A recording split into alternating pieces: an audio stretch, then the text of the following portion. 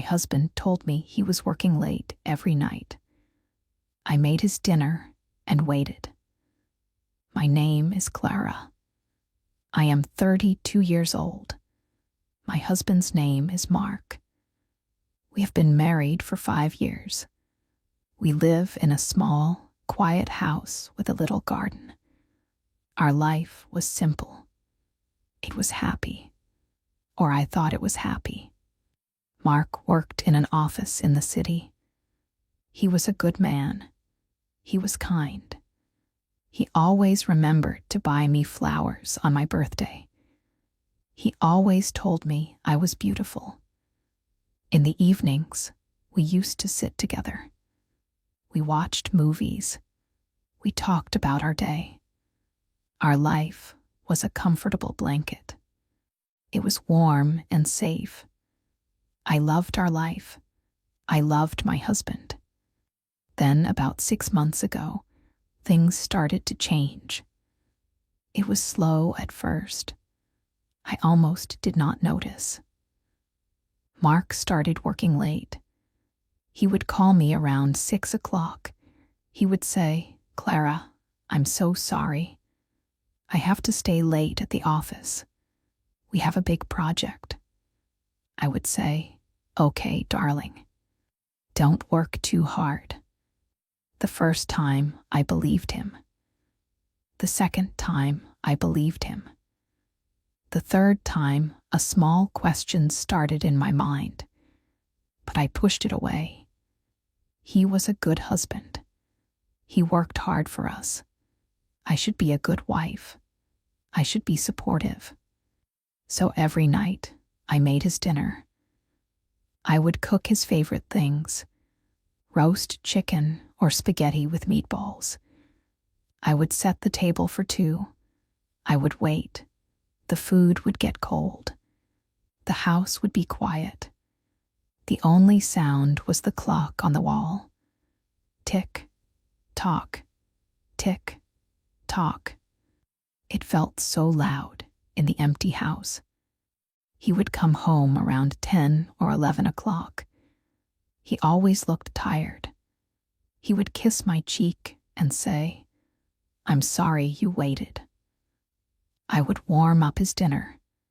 He would eat quickly, without saying much. He seemed distant. His eyes were somewhere else. I would ask, "How was work?" He would say, "Busy, stressful." He did not give me details anymore. Before, he used to tell me funny stories about his coworkers. He used to complain about his boss. Now, there was only silence. After he ate, he would go straight to the shower.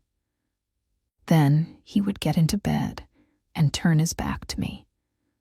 He would fall asleep in minutes. I would lie awake for hours.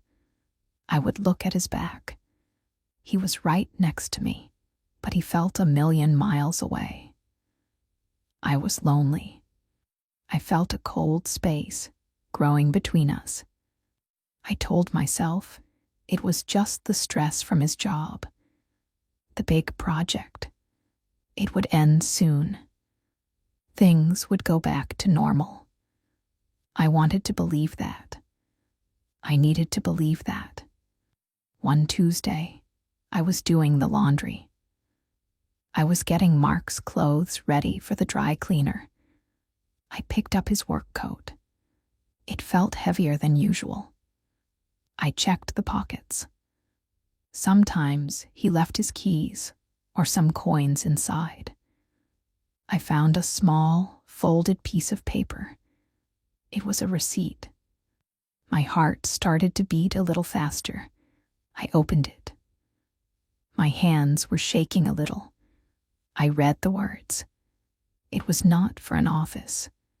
It was not for office supplies. It was for a hotel. The Grand Hotel downtown. It was a nice hotel, an expensive hotel. I looked at the date. It was from last Thursday. Last Thursday, he told me he was working late. He said he was in a meeting until midnight. A meeting in a hotel. Maybe his company had a conference there. I tried to find a reason. I tried to make it okay. But then I saw the details on the receipt. It was for 1 room, and it was for room service for 2. 2 dinners, 2 glasses of wine. My breath caught in my throat. My mind went blank. 2 people. Who was the second person? I sat down on the floor of our bedroom. The coat was still in my lap. The receipt was in my hand. It felt like a piece of burning coal. I read it again and again. Room service for 2. It was not a business meeting. It was a dinner, a private dinner, in a hotel room. My whole body felt cold. I thought about last Thursday. I remembered making him his favorite lasagna. I remembered waiting for him. I remembered him coming home, looking tired. He had lied. He had lied to my face. I didn't know what to do. Should I ask him? Should I confront him? My heart was pounding in my chest. I felt sick. I felt like a fool. I had been waiting at home, a good wife, while he was in a hotel with someone else. Who was she? The questions screamed in my head. Was she beautiful? Was she younger than me? Did he love her? I put the receipt back in his coat pocket. I did not want him to know that I knew. Not yet. I needed to think. I needed to be sure. Maybe there was a mistake. Maybe I was wrong. I hoped I was wrong. I prayed I was wrong. That night when he came home, I tried to act normal. I smiled. I asked about his day. He gave the same answer. Busy, stressful. I looked at his face.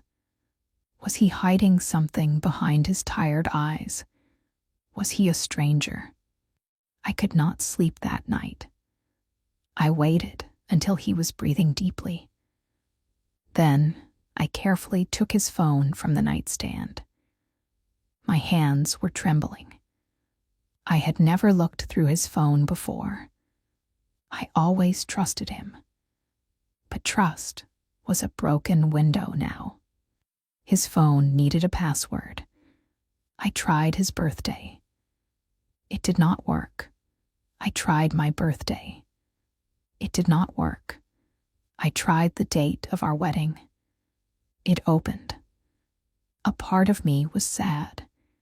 He still used our special day. I opened his messages. I scrolled down. My heart felt like it was going to stop. There was a name I did not know. Sarah. There were so many messages between them. Every day. All day. I read the messages. They were not about work. They were full of little hearts and smiling faces. I miss you, he wrote to her.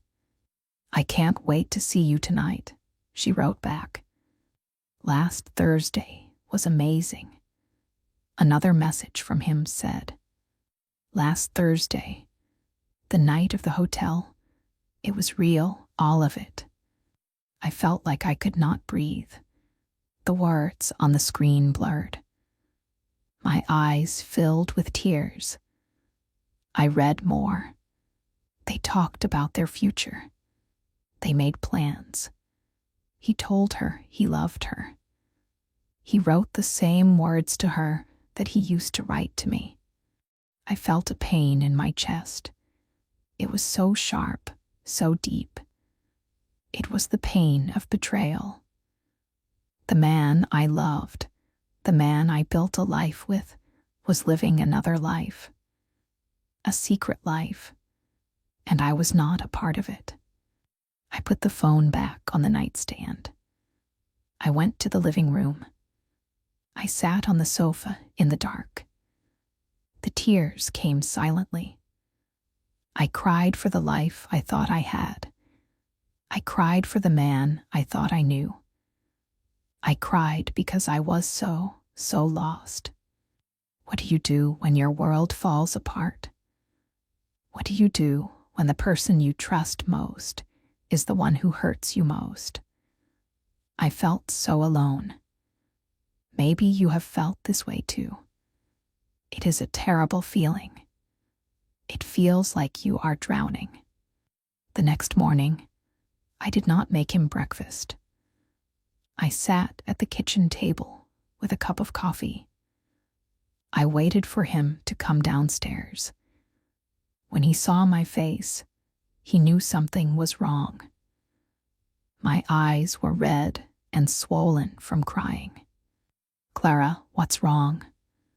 Are you okay?" he asked. His voice was full of concern. It made me angry. How could he pretend to care? I did not say anything.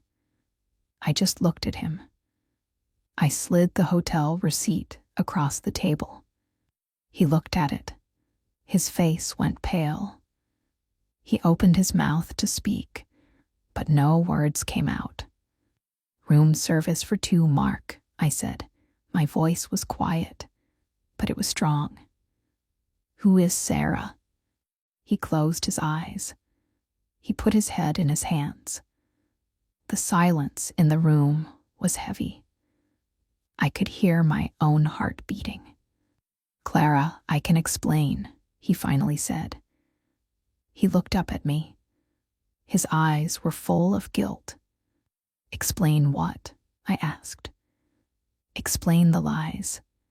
Explain the other woman. Explain how you broke my heart while I was at home waiting for you." "It's not what you think," he said. "It is a classic line, isn't it? Men always say that." "Then what is it?" I said, my voice rising. "Tell me, Mark, what is it?" "She's just a friend from work," he said. "A friend?" I laughed. It was a sad, bitter laugh. You don't take a friend to a hotel room. You don't tell a friend that you love her. I saw the messages, Mark. I saw everything. He looked defeated. The lies were gone. Only the ugly truth was left. "I'm so sorry, Clara," he whispered. "I never wanted to hurt you. You never wanted to hurt me." I stood up. I was shaking with anger and pain. "You have been lying to me for months. You have been seeing another woman. You broke our vows. You broke my trust. And you never wanted to hurt me. You are a coward, Mark, and a liar." He just sat there. He did not defend himself. He knew I was right. "Why?" I asked. My anger was gone, replaced by a deep sadness. "Why did you do it? Was I not enough? Was our life not good enough for you?" He looked at me. For the first time, I saw tears in his eyes. "It wasn't about you, Clara. You are perfect. Our life was perfect. Maybe it was too perfect." "What does that mean?" I asked. I did not understand. "I don't know," he said, his voice breaking. I felt bored, stuck. Everything was the same every day.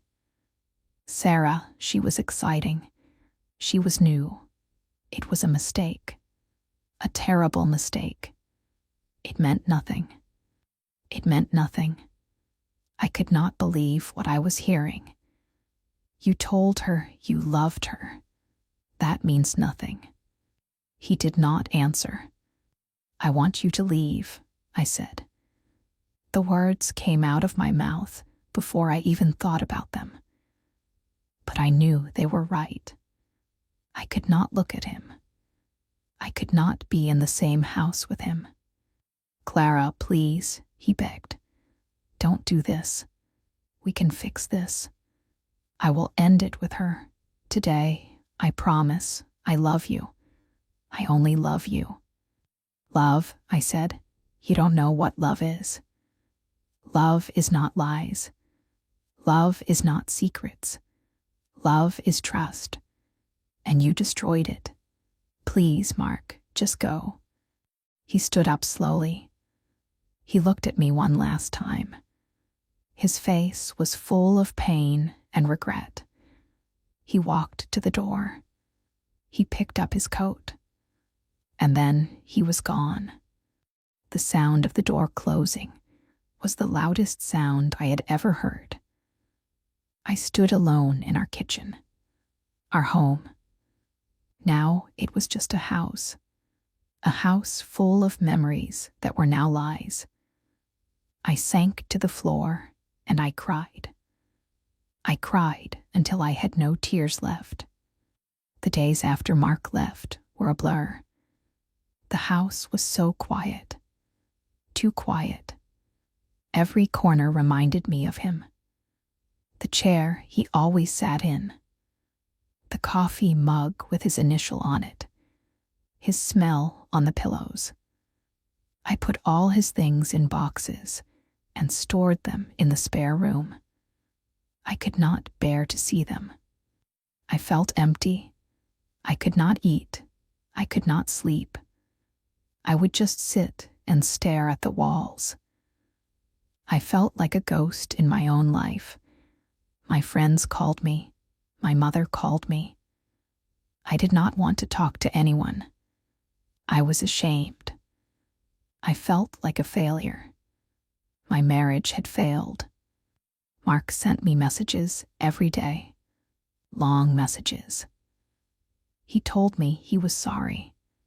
He told me he had made the biggest mistake of his life. He said he had ended things with Sarah. He said he would do anything to get me back. I read the messages, but I did not reply. The words were just words. They could not heal the deep wound in my heart. 1 week after he left, I found the courage to call my best friend, Emily. I told her everything. I cried on the phone for an hour. Emily listened patiently. She did not judge me. She did not tell me what to do. She just listened. I'm coming over, she said when I finished. She came with a container of ice cream and 2 spoons. We sat on my sofa and ate the ice cream right from the container. It was the first thing I had eaten in days. He's an idiot, Clara, she said softly. A complete idiot. But the question is, what do you want to do now? I don't know, I whispered. I still love him. That's the crazy part. I hate him for what he did, but I still love the man I married. I miss him. It's okay to feel that way, Emily said. Love doesn't just turn off like a light switch. But love is not enough to build a marriage on. You need trust. You need respect. She was right. I knew she was right. But my heart was at war with my head. My head told me to leave him, to start a new life. A life without lies. My heart remembered the good times, our wedding day, our first trip together, the way he used to make me laugh. What if he has really changed? I asked. What if he is truly sorry? Maybe he is, Emily said. But that's a big maybe. And even if he is sorry, can you ever trust him again? Every time he works late, will you be wondering if he is really at the office? Can you live like that? I did not have an answer. The next few weeks were the hardest of my life. I tried to go back to my routine. I went to work. I tried to focus. but my mind was always somewhere else. I felt a constant sadness, like a heavy cloud over my head. Mark did not give up. He called me. He left voicemails. He sent flowers to my office. He wrote me a long letter. In the letter, he told me everything. He told me how he met Sarah, how it started with innocent lunches, how it grew into something more. He did not make excuses. He took full responsibility for his actions. He said he was going to therapy to understand why he did it. I know I don't deserve a second chance, he wrote at the end of the letter. But I will spend the rest of my life earning back your trust, if you let me. I read the letter many times. A small part of me wanted to believe him. A small part of me felt a flicker of hope. But the fear was stronger. The fear of being hurt again. One Saturday, I was at the supermarket. I was standing in the cereal aisle, trying to decide what to buy. I felt lost, even doing simple things. Then I heard a voice. Clara. I turned around. It was Mark. He was standing a few feet away. He looked thinner. His eyes were sad. He was holding a basket with only a carton of milk and a loaf of bread in it. My heart jumped. I did not know what to say. Hi, I said finally. How are you? He asked. I'm okay, I lied. We stood there in silence for a moment. It was so awkward. We were husband and wife, but we felt like strangers. I miss you, he said, his voice soft. The house is so empty without you. He was staying at a small apartment his company owned. I miss you too, I admitted. The words just came out. He took a step closer. Can we talk, Clara? Please, not about us. Just talk, like we used to. I hesitated, but I saw the desperation in his eyes, and I realized that I wanted to talk to him too. Okay, I said. We went to a small coffee shop near the supermarket. We sat at a table by the window. It felt strange to be with him. I kept looking at his hands. His wedding ring was still on his finger. I had taken mine off the day he left. We talked for over an hour. We did not talk about Sarah. We did not talk about the affair. We talked about his work. I told him about a funny thing that happened at my job. It felt normal. It felt like before. For a little while, I forgot about the pain. When we were about to leave, he looked at me. I am going to therapy, Clara. I am trying to fix myself. I know I broke something precious, and maybe it can never be fixed, but I have to try, for me and for you. I looked into his eyes. I saw sincerity. I saw pain. I saw a man who was truly lost and trying to find his way back. I went home with a confused heart. Talking to him made me realize how much I missed our connection. We were not just husband and wife. We were friends, best friends. And he had broken that friendship too. I decided to give it time. I told him I needed space, but that I was willing to talk to him sometimes. We started meeting for coffee once a week. We talked on the phone. It was slow. It was difficult. There were days when the anger and sadness came back.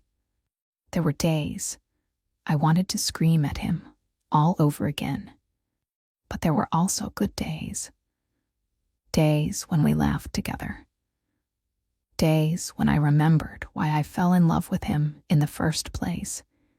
He never pushed me. He was patient.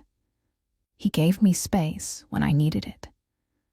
He showed me with his actions that he was changing. He was open and honest about his therapy sessions. He told me about his fears and his insecurities. He was showing me the parts of himself that he had kept hidden before.